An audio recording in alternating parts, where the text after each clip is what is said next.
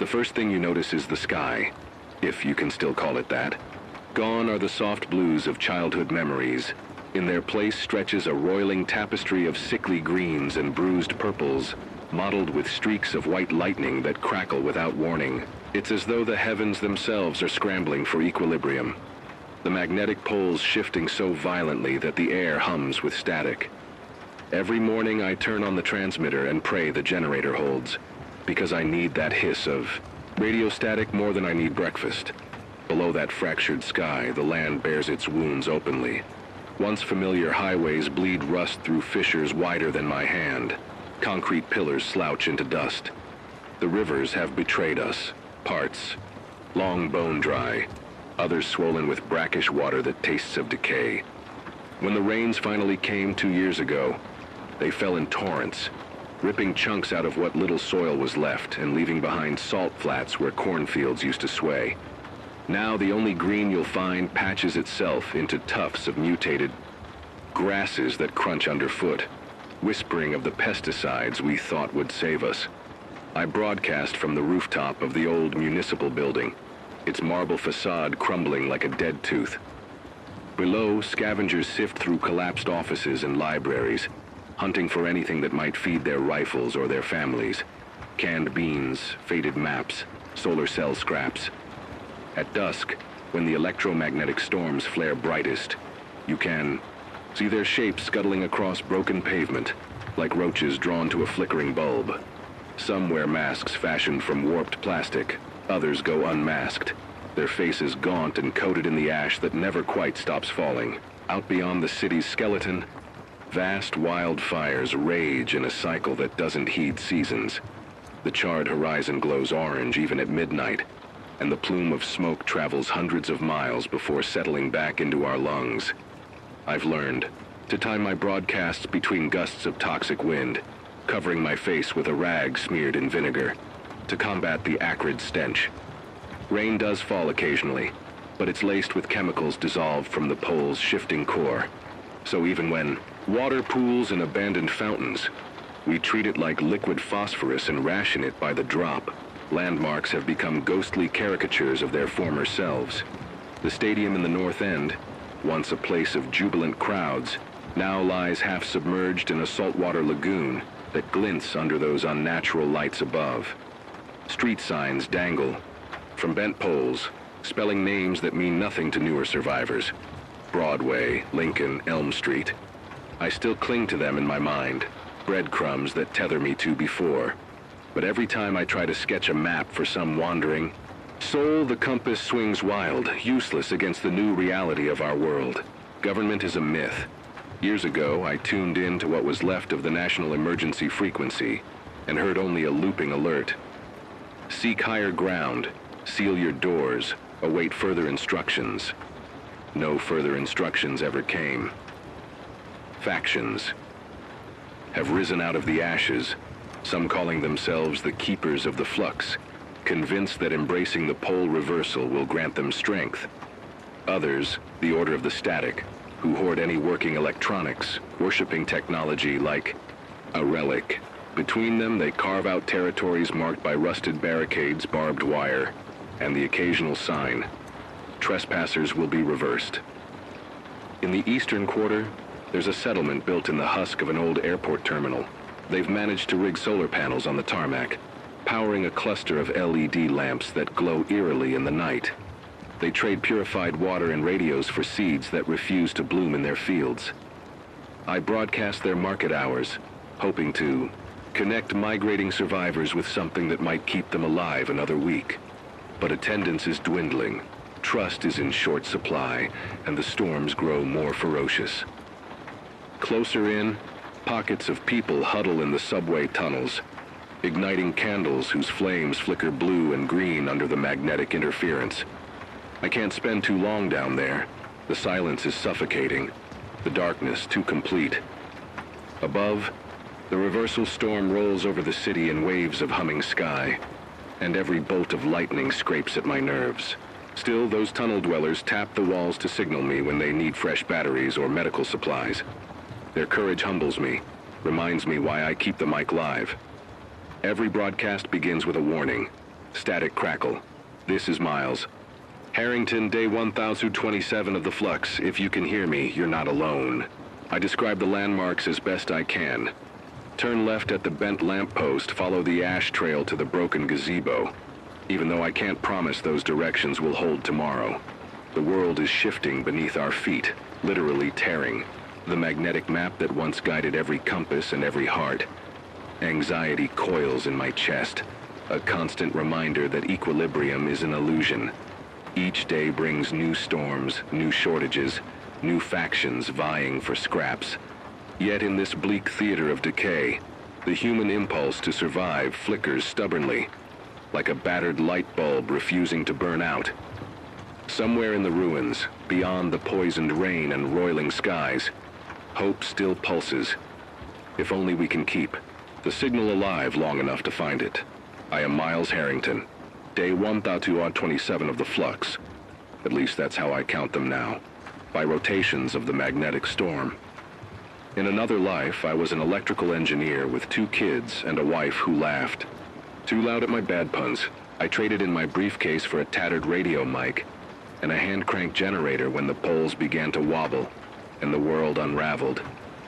Survival means more than keeping my own heart beating. It means keeping that tiny spark of connection alive. For anyone still listening, every dawn I haul a scuffed duffel up to the roof of this half-collapsed hall. Inside are spare tubes for the transmitter, packets of vitamin pills, and a handful of photographs sealed in plastic. My daughter's crooked grin, my son's scuffed sneakers, my wife brushing a strand of hair behind my ear. I run the generator until its gears sing with resistance, then swing the mic into place. The hum in my headphones is the only certainty I have. The flux storms can knock out power grids for miles, but this old rig that I cobbled from 3 different labs holds a signal alive. Once the broadcast is live, I speak their names. To Rachel in the eastern tunnels, I've got your request for saline solution. Hold tight. I'll patch you through to the airport enclave's bartering window. I don't know Rachel. I know only her tapping code. 3 knocks for yes, 1 for no. But she matters. Every time I connect someone to medicine or a friendly voice, the weight lifts from my chest. Hope, I've learned, is an action, not a feeling. It's wiring 2 broken circuits together and praying they don't. Bark, I survive on barter and scavenge runs. Twice a week I descend into the old subway lines with a handful of radio tubes and a promise. I'll give you 1 in exchange for 2 bottles of water. They exchange what little they have.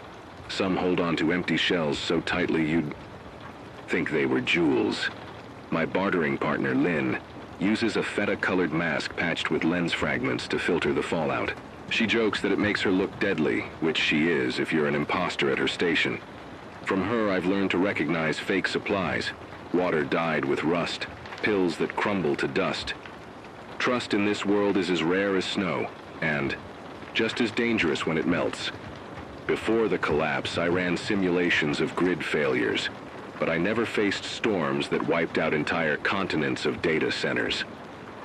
I remember sitting in an air-conditioned lab, sipping coffee and worrying about server latency. Now my biggest fear is that tonight's storm will sever the broadcast forever, leaving survivors lost in the static. The nights after a realignment are worst. The sky flares with streaks of white so bright they sear your retinas if you blink. Equipment fries, radios crackle into gibberish, and the air tastes of ozone and dread. I sit in darkness with only my memories for company. Memories that loop like broken tape. My family's gone. I found my wife's wedding band in a pile of scorched metal downtown, twisted and blackened, yet somehow still recognizable. I carry it on a length of twine around my neck, a talisman against forgetting what life was like before the poles began their slow spin. When the winds howl, it skitters against my sternum, reminding me that love endures, even when everything else decays. Some nights I press it to my lips and whisper apologies. I'm so sorry I didn't protect you. I'm so sorry I couldn't save you. Loss is a shadow that follows me through every alley and across each shattered plaza. There was the day I found my son's abandoned bicycle against a mangled street sign. Its tire half deflated. The bell, Rusted, but no sign of him. I waited under the traffic light, eyes scanning every glint of steel and every tattered backpack, hoping he'd roll around the corner. He never did.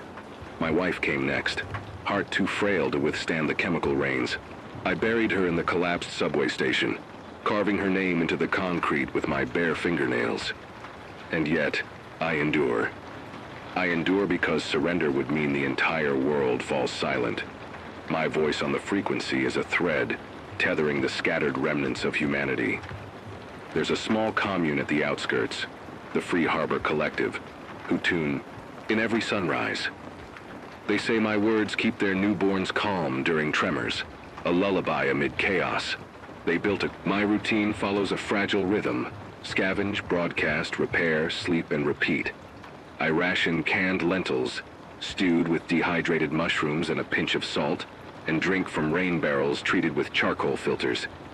I patch my clothes with scraps of canvas and old parachute cord, stitch by stitch, mindful of every thread I've left in the world.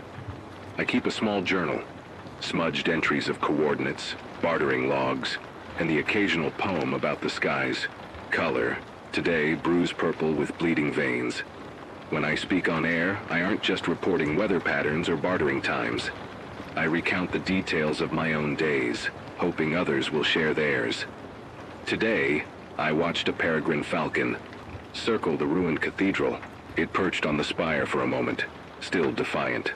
A listener in the Western Flats replied, "We saw foxes in the salt flats. They've adapted to live off the brine crust." These small reports stitch together a map not just of geography, but of ongoing life. In a world disintegrating around us, these shared observations become acts of mutual rescue. I carry guilt like a second heartbeat. Every interaction is tinged with the question, did I give enough? Could I have recollected more solar cells? Should I have risked my life for that single canister of antibiotics? But amid that guilt flickers gratitude, a recognition that I'm still here to make choices, still able to crack a joke over the air. If you hear static, it's just my hip misfiring. Or maybe the universe telling us to quiet down. Laughter is rarer than water, but when it comes, it tastes like salvation. Sometimes I remember the old rush of the city, neon signs humming along avenues, crowds ebbing and flowing like tides.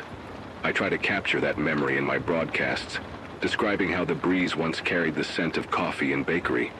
A survivor called in once, choked, "I needed that. I haven't smelled bread in years." In that moment, I understood my true role. I'm not just a technician fiddling with dials.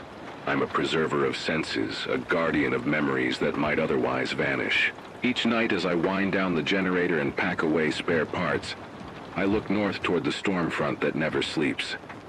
Its electric pulse is a lullaby and a drum beat, insisting life go on despite everything. I swipe the rag covering my mouth and whisper into the empty studio. Tomorrow, I promise, we'll make it through another day. Those words land in the darkness and echo back at me, a vow and a question. Can I continue to believe my own hope?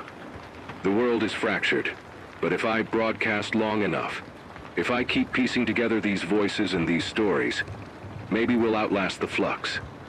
And perhaps, just perhaps, when the poles finally settle, we'll find that our collective hope was the true north we needed all along. Static hisses through the headset like a wounded animal as I lean into the mic. Today marks day 1230 of the flux, and survival feels like a narrowing spiral. The primary crisis isn't simply that the magnetic poles are reversing. It's the chain reaction they've set loose across every system we once took for granted. The poles' gradual shift has distorted Earth's magnetosphere, thinning our protective shield against solar winds. In response, the ionosphere's balance shattered, and now we endure electromagnetic storms that scorch satellite arrays, disrupt weather patterns, and tear at the very fabric of our climate. For the past 6 months, the storms have grown in both frequency and intensity.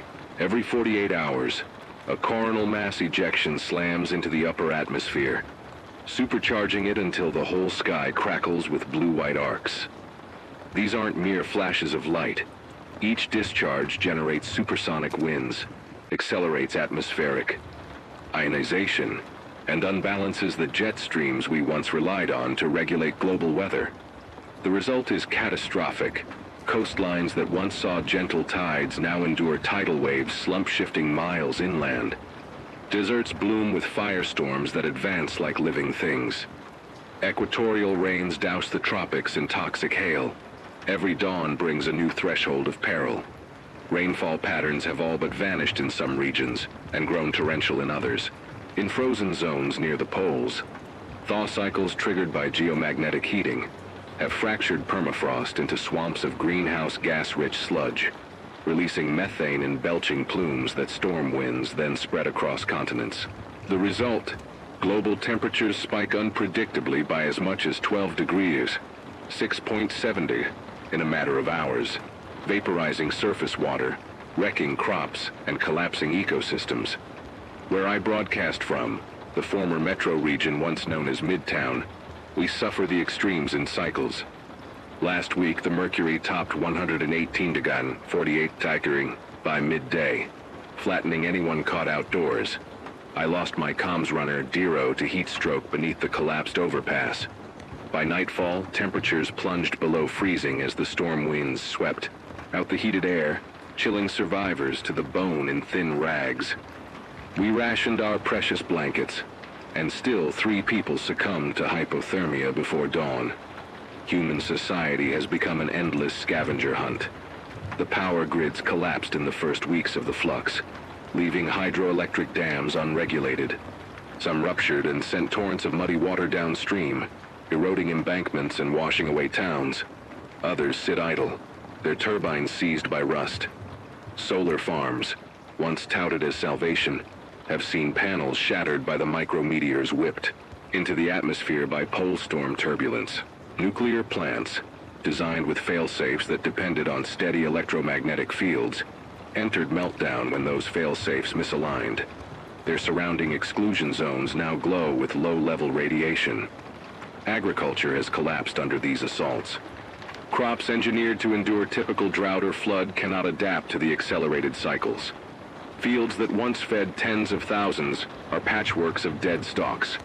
In greenhouse domes that survived the storms, fungi outbreaks, bolstered by humidity, swings, have consumed entire seed banks. We guard what remains of heirloom seeds behind concrete walls and armed watchposts, passing them from one survivor group to another through whispered agreements broadcast over the airwaves. Clean water is the rarest commodity. Reservoirs emptied in weeks when storms heated them to evaporation. Underground aquifers, once tapped by deep well drills, now yield brackish, mineral-laden water that corrodes pipes within days. I've rigged a solar desalinator in the courtyard, a battered contraption of glass tubes and black tubing, but it only yields a liter of potable water per hour under ideal sunlight. Last month, clouds of charged particles blocked the sun for days. My unit froze solid, and 3 barrels worth of rainwater turned acidic before we could filter it. We ration 1 liter per person per day. At that rate, our community of 60 has less than 2 weeks' supply left. A solo scavenger run can net as much as 20 liters at a collapsing water treatment facility 70 miles out, if the desal pods there haven't been looted, or as little as 2 liters from black market traders who sold us toxic soup once. Canned and dried rations last a month if we ban meat entirely. Protein bars scavenge faster than bullets. The community center's rooftop garden, mocking us with its 4 square yards of wilted lettuce, is a reminder of how feeble our attempts at self-sufficiency remain. Fuel is currency. 1 liter of diesel buys a day's worth of generator time, or safe passage in a convoy vehicle, if you can find a driver who trusts you. Solar lanterns exist, but batteries corrode and solar panels shatter under charged hail. Antibiotics are priceless. Vaccines have spoiled without refrigeration. Lynn's compound filters and makeshift clinics saved 24 children last month during a gastro outbreak, but they operate with no formal training and dwindling supplies. The crises derive from electromagnetic turbulence. Here's what you need to know if you're still trying to survive. Wrap your radios, and any critical chips in layers of aluminum foil, and store them in grounded metal containers between transmissions. Even that leaf-thin barrier can prevent a surge-induced fry storms often follow pressure drops. Use a simple aneroid barometer. Make one from a sealed tin can with a rubber diaphragm and a needle from an old compass to anticipate ionospheric disturbances 24-36 hours before they strike. That gives your community a small window to power. Down and hunker in shielded shelters. Build rain catchment using any angled surface you can find. Doors, tabletops, channeling water into barrels via clean canvas or tarpaulin. Immediately test pH with red cabbage indicator, if you can grow a little in a jar. And neutralize acidity with ground limestone or crushed eggshells if available. Then filter through layers of charcoal. Bamboo charcoal works best. And sand. Boil the result for at least 5 minutes using a solar concentrator or wood gasifier stove plant. Fast maturing, drought-resistant crops. Amaranth, quinoa, millet, in shade net tunnels to protect against charged hail. Feed them diluted human manure compost to compensate for nutrient-poor soil. Rotate between plot sites to avoid soil exhaustion. Human bodies can endure more than you think, but minds fray quickly. Keep morale by sharing real-time updates, holding light hours where survivors tell stories by candlelight, and maintaining small rituals, like a daily silence for the fallen, so purpose endures. The protagonist's limitations and struggles. I'm not a climatologist. I cobbled together that data from old-school textbooks, scavenged research labs and radio chatter out of global relief broadcasts that still sputter through the chaos. My scientific grasp is pragmatic, not academic. I understand enough to rig my solar desalinator and coax seedlings from frozen seed banks, but I struggle to keep pace with the storm's escalating ferocity. Resources grip my mind like iron shackles. Last week, I rerouted my only spare transistor to patch Lynn's comms transmitter, knowing full well it might degrade my own broadcast quality. I made the choice because a working link to the airport enclave could mean dozens of liters of water and a fresh shipment of antibiotics. But each transistor I give away brings me closer to blackout myself, and the knowledge of that tightrope walk knits my stomach into knots every time I turn the crank. The crisis has arrived at a tipping point.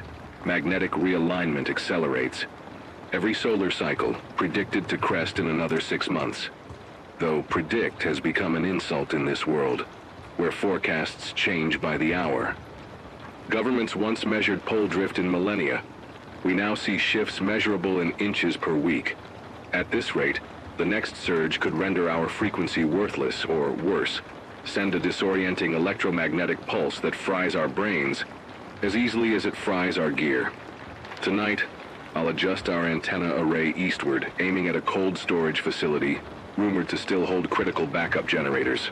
If the storm front passes cleanly, my signal strength should double, reaching other survivor enclaves beyond the salt flats.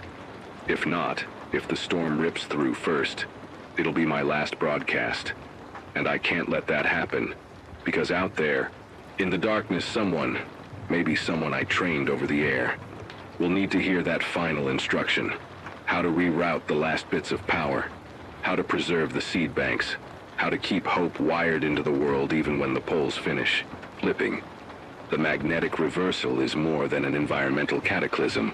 It's an unwelcome exam for every skill we once took for granted. We face cascading breakdowns, power grids, supply chains, even the biosphere itself. The storms will intensify. Our water will run out. Our crops will fail. Our communities will fracture under the strain of fear and scarcity. But knowledge is power, and survival hinges on adaptation. I speak these truths into the mic because every listener who learns to shield their radios, harvest safe water, or plant resilient crops is another link in a chain that may yet bind us together into something stronger than despair. If the crisis has one saving grace, it's that even our broken world can teach us to improvise, to sacrifice, to collaborate in ways we never did before. Tomorrow the storm front will move in again. Tonight I gather my tools, review my schematics by dim lantern light, and pray the aneroid barometer's needle holds steady.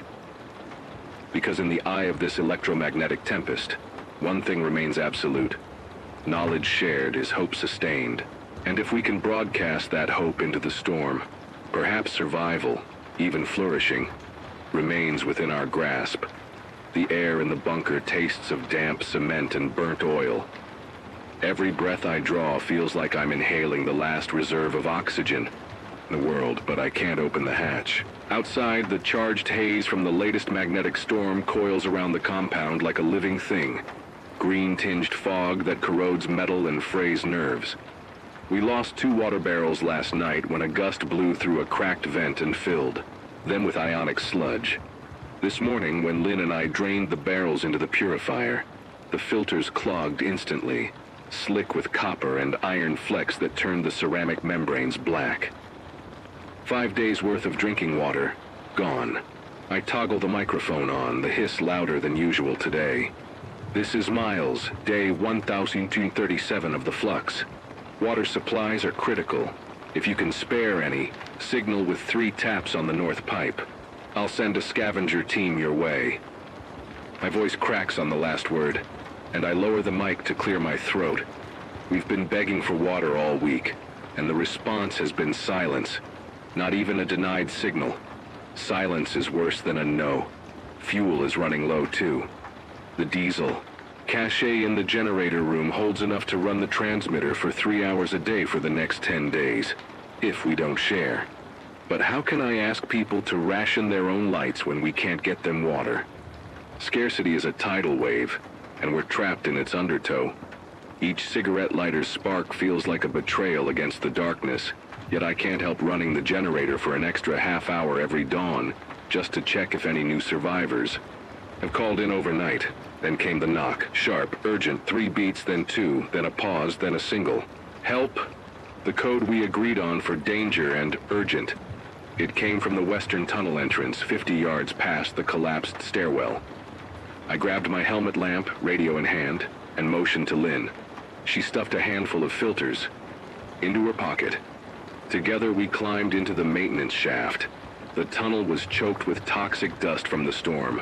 Lynn's mask sputtered, and I could see her eyes watering in the lamp's glare. We followed the tiled wall until we found the signal scrawled in charcoal on a pane of broken plexiglass. 3 tall lines, 2 short, 1 single. Beyond that, the corridor opened into a low-ceilinged annex room where we found them. 4 figures huddled around a dented cooler, each wrapped in shredded blankets. They looked skeleton-thin, faces drawn tight, eyes wild. Their leader, an older man with a jagged scar across his brow, stumbled forward when he saw us. Water, please. He lifted a single plastic bottle, half full of cloudy liquid. We risked everything to get this, please. Lynn caught my eye. His bottle wasn't the usual sludge. She crouched, pulled out a portable pH tester, a luxury gadget we never thought to scavenge until yesterday, and dipped it into the water.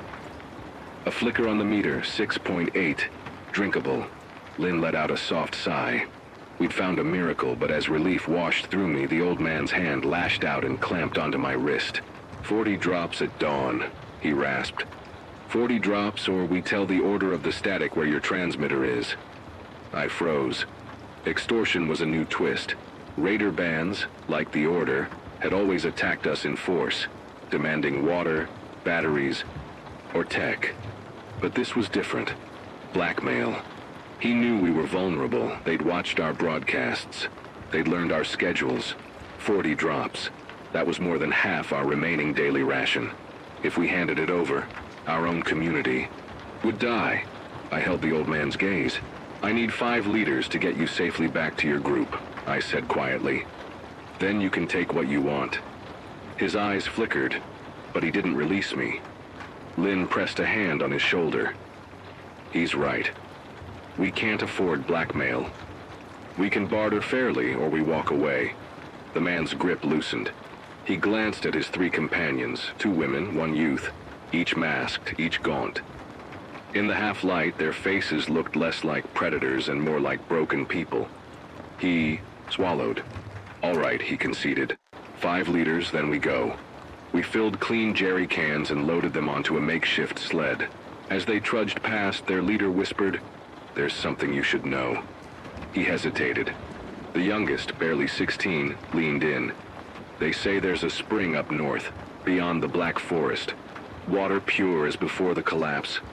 They call it the Aurora Well." The name hung in the stale air like a promise. Aurora Well, a working source of water untouched by storms, untouched by humanity's greed. It sounded mythical, but every myth needs a seed of truth. I radioed back to the bunker. Aurora Well, coordinates unknown. Prepare for a northward expedition. Back at the compound, our small council gathered under the dim glow of a salvaged LED panel.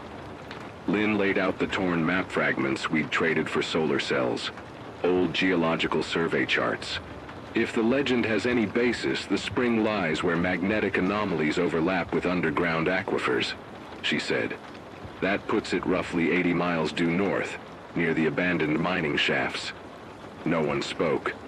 To cross 80 miles of storm-racked terrain was to court death. Yet the promise of pure water sparked something fierce in every heart. We argued over ration allocations, 2-day journey or 3. Should we send a scout party first? Could we risk the single all-terrain vehicle with its worn tires and dwindling fuel? The debate shredded us with uncertainty. I looked around the table at their faces. Fear, hope, exhaustion etched deep. Then I remembered why I keep broadcasting. To give them a thread of hope, however thin. "We leave at first light," I said. "I'll lead. Lynn, you take the radio pack. Darrow, you navigate, 2 liters each maximum. The rest we carry in jerry cans," a murmur of assent. We shook hands, solid grips that signaled unity. And I felt it. The stirrings of possibility that night. The magnetic storm roared with an intensity I'd never heard. The compound's walls quivered, and the generator's hum pitched into a keening wail before it cut out altogether. Darkness swallowed us. Lynn cursed, stamping out of the generator room. The storm's charged hail rattled the corrugated roof, sounding like machine gun fire. We huddled in the central hall, sharing blankets and body heat. A dozen hearts pounded in the gloom. I tried the radio. Static. The entire frequency was jammed by the storm's interference. I could feel it in my bones. Tomorrow's journey would begin without the comforting drone of my own voice guiding us. By dawn, the storm had passed, but the world was transformed. The courtyard was ankle-deep in frosted ash. The path north was buried under drifted debris, chunks of metal sheets, twisted scaffolding, shards of solar glass. Our vehicle's tires sunk into the ash so deeply that the frame grazed the ground. I ordered everyone to disembark. Sunlight burned through the ash haze as we pushed the vehicle beyond the perimeter. At 50 yards out, a cluster of jagged shapes moved along a ridge, silhouettes against the smeared sky. Raiders. I recognized their standard. Patched leather, jackets adorned with steel plates embossed with a lightning bolt. The Order of the Static looking for trophies. "Back to the bunker," I hissed, but Lynn shook her head. "They'll follow. Better to face them now." Darrow gripped a pipe shovel, eyes hard. We turned the vehicle on its side to use as a barricade. As the raiders charged, we swung improvised weapons, shovels, metal rods, heavy flashlights. Their leader, a broad-shouldered brute with a scorched mask, raised a jagged machete. Sparks flew as metal struck metal. Shouts echoed across the ash plains. I fought through the skirmish to grab the radio. "This is Miles," I panted into the mic. "Raiders at the north exit, we need help." No response. The storm had crippled every outpost's gear, too. The fight lasted minutes, but felt like hours. When the raiders finally fell back, 2 of ours lay on the ground, their breaths ragged but alive. The price paid to reach the Aurora Well. We scavenged the fallen raiders. Among their gear, we found something astonishing. A crudely printed page torn from a technical manual. It carried a diagram of a wellhead with coordinates scratched in pencil. 40-127N, 75.233 W. Could it be? We punched the numbers into our GPS salvage, an old handheld unit that survived the storms. The cursor blinked, then latched onto a point on the map. Right in the heart of the Blackwood Range, our hearts thundered. The Aurora well was real. By nightfall, we staggered back, into the compound, battered but unbroken. We built a fire in the courtyard's old fountain basin and gathered the entire community. I broadcast the coordinates over a low disturbance channel. Aurora well, 401127N, 75.233W. A potential water source. We leave tomorrow at first light. All able-bodied survivors join us. As I spoke, I saw eyes light up with something more than fear. Determination, resolve. A handful of ambivalent scavengers, formerly silent to our calls, stepped forward. Even the young ones, their cheeks sunken, volunteered to carry jerry cans and keep watch. It was the first time in weeks that hope didn't feel like a joke. But as I watched the fortifications go up around the compound, doubt nibbled at my confidence. What if these coordinates lead to a trap? The Order of the Static could have planted false data to lure us into an ambush, or to separate us from our families. The thought turned my blood to ice. I retreated to the studio, the only place I can think clearly. Alone, I picked up my wife's wedding band, tracing its warped metal edge. "What am I doing?" I whispered. "If I lead them into danger, their blood will be on my hands." I sat in the dark, the only light the faint glow of the console's standby LEDs. Memories swirled, of my children's laughter, of hot coffee in a safe kitchen, of blue skies. Those days are gone, but the faces remain. They remind me that leadership isn't about guaranteeing safety. It's about guiding people toward possibilities worth risking their lives for. Without water, we die. Without risk, we wither. I switched on the mic. "This is Miles," I said firmly. "Tomorrow we journey north. I've checked and double-checked the coordinates. We'll move in groups, scout ahead, and maintain radio contact. I won't let you down." I ended the broadcast, breathing so hard I could taste blood. In that moment, I resolved to do whatever it took. Navigate the storm-scarred landscape, fight off bandits, outsmart whatever dangers hide beneath the Blackwood Range. Because hope, no matter how fragile, is worth every ounce of fear we feel. We slept in shifts that night, the storm drums having quieted, but the world still alive with distant echoes, the creak of settling metal, the whisper of anxious voices, the soft murmur of generators warming up for dawn. I loaded my pack, hand crank radio, extra filters, a small cache of dried meat, and tucked a photograph of my children into the pocket.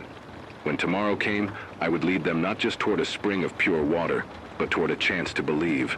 Again, the air in the courtyard carried the taste of promise. For the first time in months, I felt the tension loosen, if only slightly. Tomorrow, we confront the unknown, the Aurora well, the Blackwood Range, the devil who may lurk behind every bridge, but tonight we stand together. And that, I whispered into the night, might be the strongest thing we have. Dawn cracked over the Blackwood Range like a bruised wound, purple light leaking through ash-gray clouds. We set out before sunrise, a caravan of 12 souls, Lynn and Dero at the front, scouts on either flank, and the rest carrying jerry cans. My heart pounded so hard I feared it would drown out the hum of my radio pack. Every step felt laden with history, every ridge a tombstone marking past failures. The vehicle sputtered once, twice, then died. Tires flat, fuel spent. We piled packs onto our backs and pressed on by foot, our footprints stirring the charged dust. The compass spun like a dancer gone mad. GPS flickered but clung to the coordinates. 40.127N, 75.233W, Aurora well. We followed. That blinking dot like refugees chasing a mirage. Halfway up the slope, the storm struck as predicted.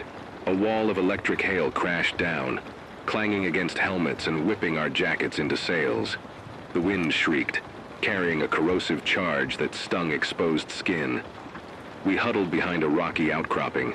Lynn's filters clogged instantly, her mask slumping off her face.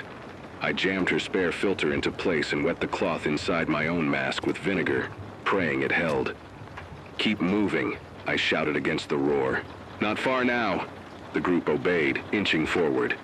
The rocky path gave way to moss-slick stones, and our boots slipped.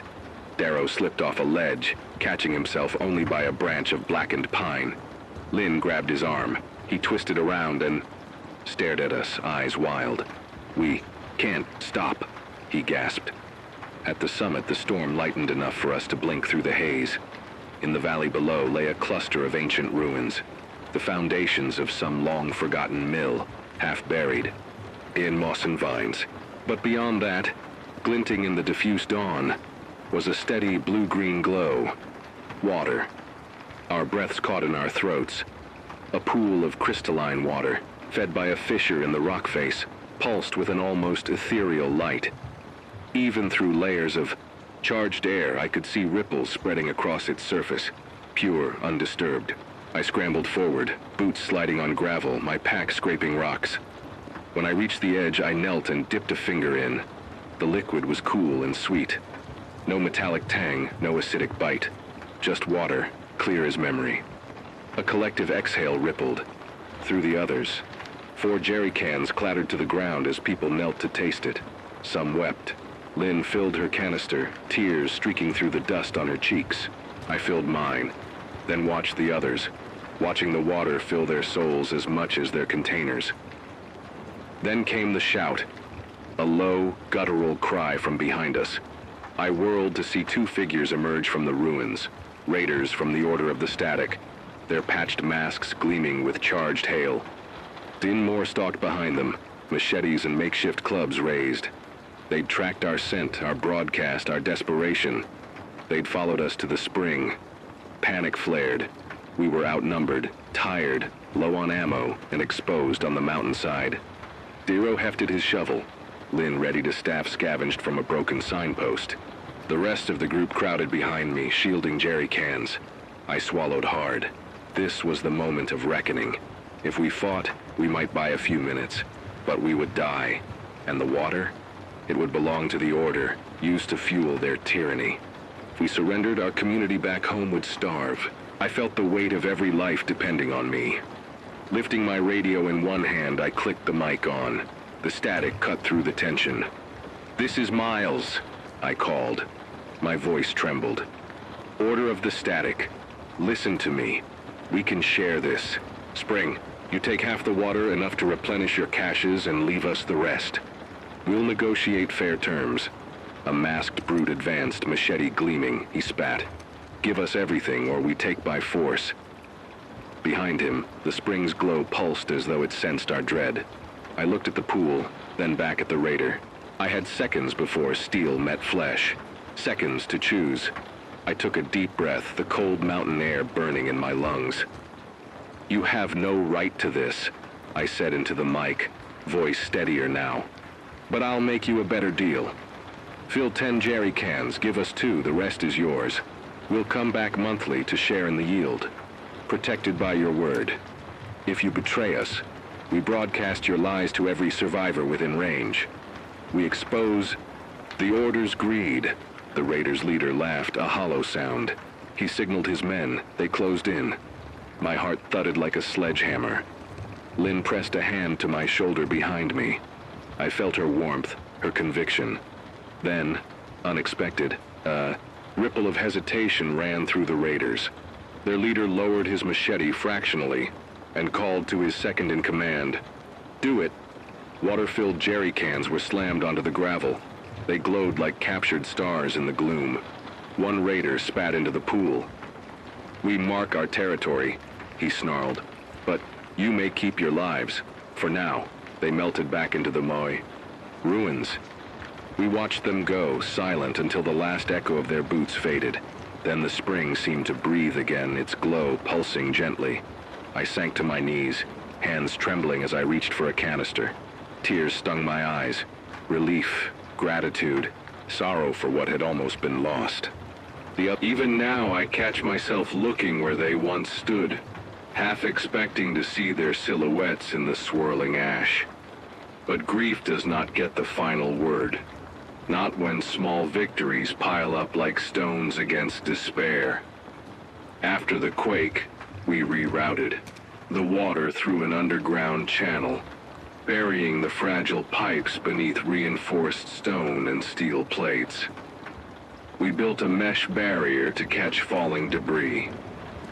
The seedlings survived miraculously, and by the time the first barley heads bent toward maturity, we felt something we hadn't dared whisper in months: possibility.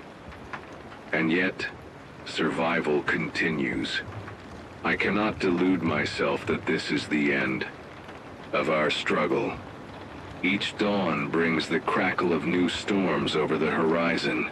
Each night ushers in threats, raider patrols testing our defenses, acid rain that eats through our tarps, the ever-accelerating pole shift sending tremors through the ground. Our community has grown to 80 souls, each requiring water, food, shelter, each with fears and dreams of their own. We measure resources by the drip of a valve, the flicker of a lamp, the mute exhaustion in each other's eyes. We ration, we barter, we fortify.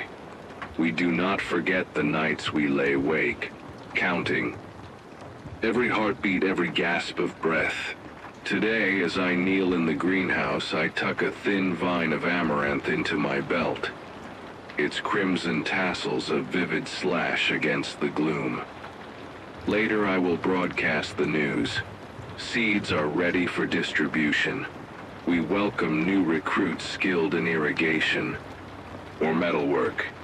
We will share our yield, but we will also expect vigilance in return. It is a delicate ledger. Give a little, ask a little, build a foundation of trust that can weather storms fiercer than any charged hail. Beyond these walls, the world remains in turmoil. Satellite fragments still rain down in bright streaks, scorching patches of earth far from our settlement. Wildfires rage through the charcoal forests, sending plumes of black smoke that blot out the sun for days. The permafrost in the far north heaves and cracks, releasing swirls of methane that bloom into rogue firestorms. I record these bulletins each evening on the frequency, my voice steady as I list coordinates and hazard warnings. I used to dream of being a scientist, poring over data in sterile labs. Now I am a sentinel, tracing the planet's wounds and transmitting them to whoever will listen. This is not the end. It is a waypoint. Survival is not a destination, but a road we walk with uneven steps, sometimes stumbling, sometimes sprinting, always balancing on the knife edge between giving up and pushing forward. I think back to my days before the flux, memories as vivid and painful as a sunburn, laughter in a sunlit kitchen, the thrill of solving an electrical puzzle, the smooth glaze of ceramic mugs filled with coffee. Those comforts are gone, and the world I inhabited has dissolved into dust and charged storms. Yet even here, amid the corridors of ruin, there are moments of beauty. Last night, after the generators coughed back to life, I climbed the tower with Lynn and Darrow.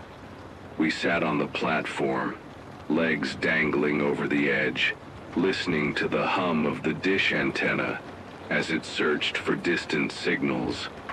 Above us, the golden aurora flickered, charged particles dancing in silent choreography. It wasn't the pale green I remembered from old recordings. This display was streaked with violet and indigo, as though the sky itself were melting into bruise-colored glass. In that fleeting tableau, I felt the pulse of the planet, a reminder that for all our blundering, we remain part of the same living world. My final message on the airwaves carried that sense of wonder. Tonight, look up. The sky is bleeding purple light. We are alive to witness it. We are more than survivors. We are stewards of a world that still breathes, even when it hurts. I spoke those words into the static, hoping they would carry beyond our courtyard, beyond the fields of amaranth and barley, even beyond the Blackwood Range.